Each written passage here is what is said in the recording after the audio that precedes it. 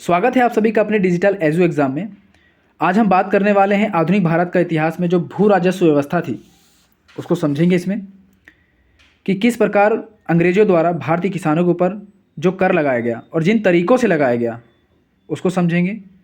और उन करों को लाने वाला यानी भू राजस्व व्यवस्था को जो लाने वाले जो लोग थे उनके बारे में समझेंगे। अगर आपको अपना डिजिटल एजू एग्ज़ाम का ये वीडियो पसंद आता है तो चैनल को सब्सक्राइब करिए, लाइक करिए, शेयर करिए। शुरुआत करते हैं हम। गवर्नर जनरल वॉरेन हेस्टिंग्स ने 1772 ईस्वी में बंगाल में द्विज शासन व्यवस्था को समाप्त कर फार्मिंग सिस्टम, जिसे हम इजारेदारी प्रथा का नाम देते हैं, का प्रारंभ भू राजस्व की वसूली के लिए किया। फार्मिंग सिस्टम के अंतर्गत कंपनी किसी क्षेत्र या जिले के भू क्षेत्र से राजस्व वसूली की जिम्मेदारी उसे सौंपती थी जो सबसे अधिक बोली लगाता था। चलिए जी, ये समझ में आ गया। वॉरेन हेस्टिंग के समय में कंपनी ने बंगाल और बिहार में राजस्व वसूली के अधिकार की नीलामी प्रारंभ की थी। ऐसा व्यक्ति जो सबसे ऊंची बोली लगाता था उसे एक निश्चित क्षेत्र से राजस्व वसूल करने के अधिकार दे दिए जाते थे। इसे जमींदारी व्यवस्था कहते थे और इसी को हम आगे समझेंगे स्थायी बंदोबस्त के तौर पे। ठीक है।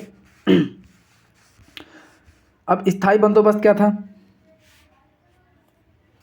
इसे लाने वाले थे जो लॉर्ड कॉर्नवालिस थे 1793 में। क्षेत्र कौन सा था? क्षेत्र था इसका बंगाल, बिहार, उड़ीसा, उत्तर प्रदेश, बनारस और उत्तरी कर्नाटक। ये प्रदेश थे इसके एरिया। और ये कितना दे रहे थे? समस्त अंग्रेजी भारत का 19% इन क्षेत्रों से आ रहा था। भूमि अधिग्रहण सदैव के लिए जमींदार को दे दिया गया और यही जमींदार क्या करेंगे? टैक्स जो है कलेक्ट करके ब्रिटिशर्स के हवाले करेंगे। क्या है कि ब्रिटिश सरकार को राजस्व की जिम्मेदारी जमींदार की हो गई। जाहिर सी बात है। रैयतवाड़ी को समझेंगे। रैयतवाड़ी में टॉमस मुनरो जो 1820 में इन्होंने इसको लाया, टॉमस मुनरो द्वारा लाया गया था। बम्बई, मद्रास और असम इसके जो क्षेत्र थे। समस्त अंग्रेजी भूमि का ये 51% था और भूमि का मालिक किसे बनाया गया? किसान को। अब इसमें जमींदार नहीं है, इसमें कौन है? भूमि का मालिक डायरेक्ट किसान है। और डायरेक्ट जो है, जब किसान है तो डायरेक्ट टैक्स भी कौन देगा? किसान देगा। किसको? ब्रिटिशर्स को। ब्रिटिश सरकार को राजस्व देने की जिम्मेदारी भी किसान की हो गई। महलवाड़ी समझेंगे। महलवाड़ी को जो पूर्ण रूप से अगर देखा जाए तो विलियम बेंटिक के काल में आया 1833 में।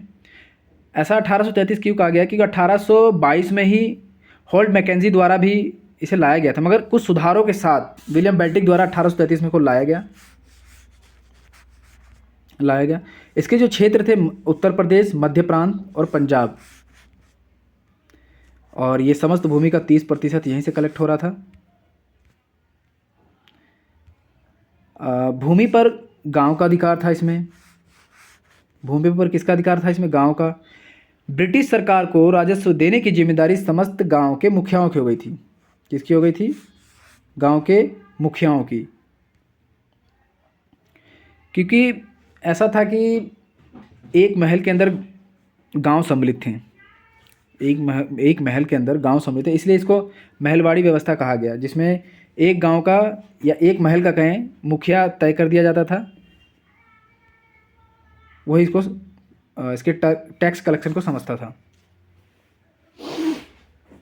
स्थायी बंदोबस्त देखेंगे हम। नीलामी की व्यवस्था से कंपनी की आय में सुस्थिरता नहीं आई, इसलिए कंपनी ने बंगाल और बिहार में भू राजस्व स्थायी रूप से निश्चित करने का निर्णय किया। तो 1790 ईस्वी में कॉर्नवालिस ने यह योजना बनाई कि जमींदारों को जमीन के मालिक के रूप में स्वीकृत कर निश्चित अवधि के लिए निश्चित लगान के बदले उन्हें भूमि दे दी जाए। ठीक है जी। फिर 1793 में लॉर्ड कॉर्नवालिस ने यह नई व्यवस्था लागू कर दी, जिसे स्थायी बंदोबस्त या हम जिसको कहते हैं जमींदारी व्यवस्था का नाम दिया। इस व्यवस्था के अंतर्गत जमींदार जागीर का मालिक बन गया। उसे प्रत्येक वर्ष एक निश्चित समयावधि में राजस्व की एक निश्चित राशि सरकार को देनी पड़ती थी। ठीक है जी। यह बंदोबस्त ब्रिटिश भारत के 19% क्षेत्र पर लागू था। इस बंदोबस्त के अंतर्गत बंगाल, बिहार, उड़ीसा, संयुक्त प्रांत और उत्तरी कर्नाटक के क्षेत्र शामिल थे, जैसा कि ऊपर हमने चार्ट में दिखाया। जमींदार भूमि के मालिक नहीं होते थे, ना ही वे उसे बेच सकते थे। वे किसानों को ज़मीन से बेदखल नहीं कर सकते थे। जमींदारों से उनकी भूमि छीनी जा सकती थी। जमींदारों से उनकी भूमि छीनी जा सकती थी। क्यों भाई? सॉरी। अगर टैक्स कलेक्शन का जितना भी मानक रूप जो तय किया गया था अंग्रेजों द्वारा, वो अगर पूर्ण नहीं कर पाता था जमींदार, तो उससे उसकी जमींदारी जो है छीन ली जाती थी।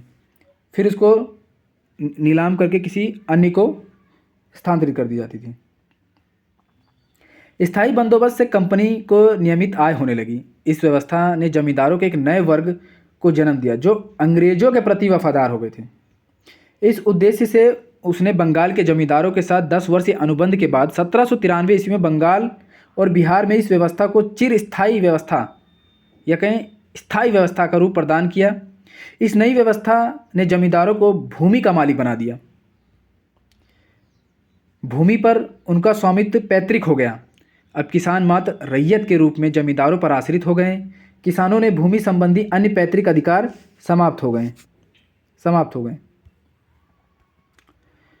जमींदारों के लिए यह आवश्यक बना दिया कि वे निश्चित अवधि के लिए निर्धारित किए गए लगान का 10/11 हिस्सा कंपनी के कोष में, कितना 10/11 हिस्सा कंपनी के कोष में जमा करवा दें तथा 1/11 भाग लगान वसूली में होने वाले व्यय के लिए अपने पास रखें। 11 में से 10 हिस्सा तो जाएगा कंपनी के पास और एक जो हिस्सा जाएगा वो जमींदार खुद अपने पास रखेगा। क्यों? क्योंकि उसने जो अपने टैक्स वसूली में जितना भी उसका खर्चा आया होगा उसके हिसाब से उसको रख सकता है। जमींदारों के लिए निश्चित अवधि पर लगान जमा करना आवश्यक था, अन्यथा उनका स्वामित्व समाप्त कर उनकी जमींदारी नीलाम कर दी जाती थी। जमींदार को प्रत्येक स्थिति में फसल की पैदावार अच्छी हो या नहीं, निश्चित समय पर लगान वसूल कर कंपनी के कोष में जमा करना पड़ता था। 1799 ईस्वी में उन्हें अधिकार दिया गया कि वे लगान नहीं देने वाले किसानों को भूमि से बेदखल कर सकते हैं तथा उनकी संपत्ति जब्त कर सकते हैं। आगे देखते हैं। फसल का उत्पादन नहीं होने पर जो किसान लगान नहीं दे पाते थे, ऐसी स्थिति में उस समय अत्यधिक संख्या में किसानों को बेदखल कर दिया जाता था।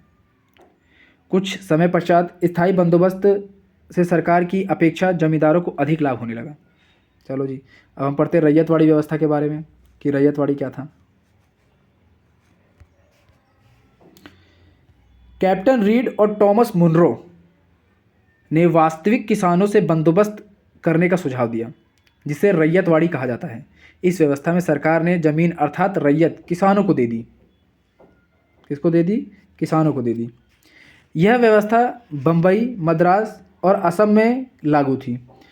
इस व्यवस्था के अंतर्गत ब्रिटिश भारत का 51% क्षेत्र शामिल था। 1792 ईस्वी में कैप्टन रीड के प्रयासों से रैयतवाड़ी व्यवस्था को सर्वप्रथम तमिलनाडु के बारामहल जिले में लागू किया गया। भूमि के उपजाऊपन और फसल की किस्म के आधार पर राजस्व 30 वर्ष तक की अवधि के लिए निश्चित कर दिया जाता था। इसके अंतर्गत लगान की दर 1/3 थी। कितनी थी इसमें लगान की? इसके अंतर्गत लगान की दर 1/3 थी। पैदावार की कुल कीमत का लगभग आधा हिस्सा सरकार को मिलता था। इस व्यवस्था ने सरकार को सबसे बड़ा जागीरदार बना दिया। अब हम बात करेंगे महलवाड़ी प्रथा की। महलवाड़ी क्या था? महलवाड़ी के बारे में बात करेंगे हम व्यवस्था की। तो महलवाड़ी प्रणाली 1822 में होल्ट मैकेंजी द्वारा शुरू की गई। किसके द्वारा? 1822 में होल्ट मैकेंजी द्वारा शुरू की गई थी और 1833 में लॉर्ड विलियम बेंटिक के तहत इसकी समीक्षा की गई थी। 1833 में लॉर्ड विलियम बेंटिक के तहत इसकी समीक्षा की गई थी। यह प्रणाली उत्तर पश्चिमी सीमांत, आगरा, मध्य प्रांत, गंगा घाटी, पंजाब आदि में शुरू की गई थी। पश्चिमी उत्तर प्रदेश में गांव बिरादरियों या महालों के साथ महलवाड़ी बंदोबस्त किया गया। महलवाड़ी व्यवस्था जमींदारी व्यवस्था का संशोधित रूप ही थी। किसका रूप थी? महलवाड़ी व्यवस्था जमींदारी व्यवस्था का संशोधित रूप ही थी। गांवों के समूह महल कहलाते थे। क्या कहलाते थे? महल कहलाते थे। कई गांव मिलकर एक महल बनता था, इसलिए इसे महलवाड़ी व्यवस्था कहा गया। पंजाब और दिल्ली में यही भूमि व्यवस्था लागू की गई। कहाँ? पंजाब और दिल्ली में। यह ब्रिटिश भारत के 30% भाग पर लागू की गई इसके अनुसार राजस्व को प्रति खेत के आधार पर निश्चित किया गया, बल्कि प्रत्येक महल, गांव व जागीर जिसे कहते थे, के अनुसार निश्चित किया गया। इसलिए यह व्यवस्था महलवाड़ी पद्धति के नाम से जानी जाती है। समस्त महल ग्राम सम्मिलित रूप से राजस्व चुकाने के लिए उत्तरदायी था। इस व्यवस्था का श्रेय होल्ट मैकेंजी को जाता है। किसको? होल्ट मैकेंजी को जाता है, जिन्होंने कब लाया था इसको? 1822 में। इन नई भूमि व्यवस्थाओं ने भारतीय कृषि उत्पादन को बाजार के साथ जोड़कर इसे अप्रत्यक्ष रूप से प्रोत्साहन दिया। परिणाम स्वरूप खाद्यान्न व नकदी फसलें और बागान की वस्तुएं आदि देशी एवं विदेशी बाजारों के लिए बिक्री की महत्वपूर्ण वस्तुएं बन गई। ब्रिटिश व्यापारी अफीम को बड़े पैमाने पर चोरी छिपे चीन ले जाने लगे। भारत में अफीम की पैदावार बढ़ाने के लिए किसानों को प्रोत्साहित किया गया। यह व्यवस्था सामाजिक व आर्थिक रूप से असफल सिद्ध हुई। तो ये कुल मिला के हमने जो ब्रिटिश भारत में किसानों पर और भारतीय भूमि पर जिस तरह की कर व्यवस्था अंग्रेजों द्वारा लगाई गई थी उसको समझा, जिसको हमने 3 रूपों में समझा, बल्कि जिसमें हम स्थायी बंदोबस्त, रैयतवाड़ी और महलवाड़ी के रूप में हमने समझा कि किस व्यक्ति ने लागू किया, इसके क्षेत्र क्या थे, कितने प्रतिशत का कर था या भूमि उत्पादन था,